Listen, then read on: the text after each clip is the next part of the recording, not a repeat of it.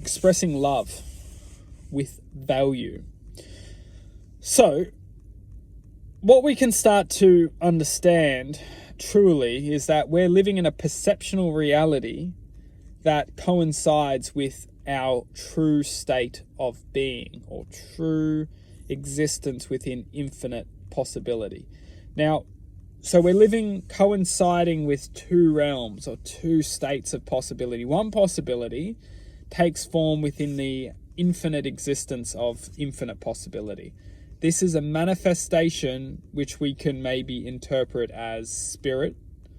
And this spirit is very much guiding us within the reality which we are seeing or perceiving within this present now moment.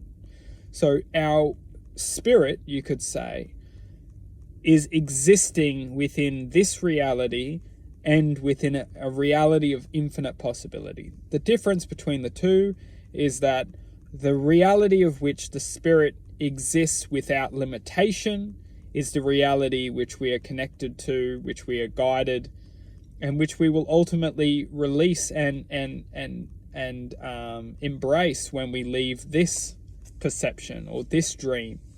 How it's done is manipulation. It's if you can get a mirror and you can basically mirror something which is in true value to itself, in true harmony with itself, you create the reflection or the image of that existence.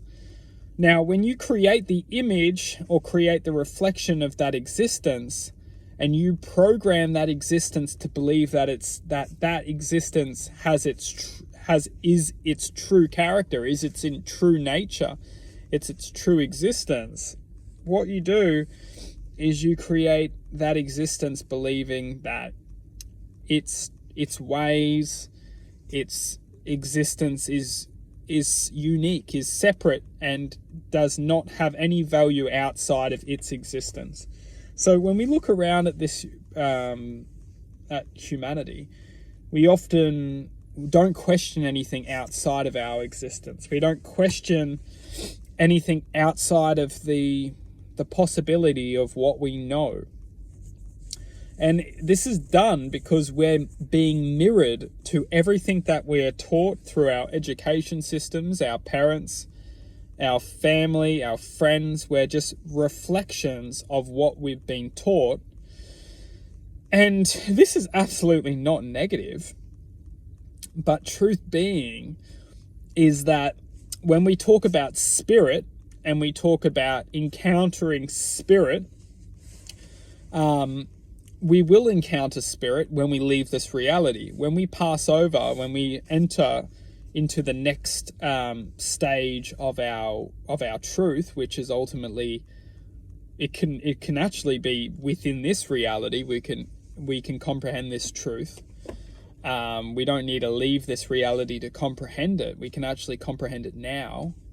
But definitely when we leave this reality and we go into a state of acceptance, which is ultimately leaving the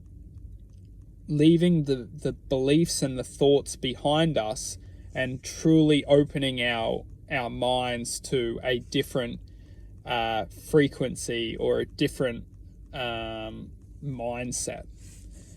And this mindset is really just a mindset of acceptance. We're so limited within this reality of accepting. It's almost like we need to, it's just like we need to experience something for then to learn that, and then to perceive that, and then to accept that.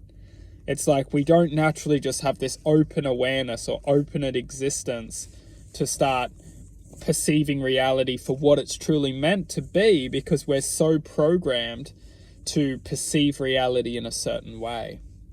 And now what I'm getting at in all of this is that when we look at the two sides back to the start, we have one side of spirit which isn't programmed, or which isn't perceiving reality in a dictatorship of how reality wants us to perceive it.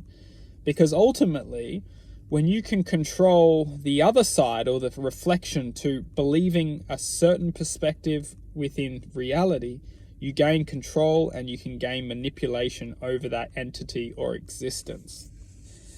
Pow.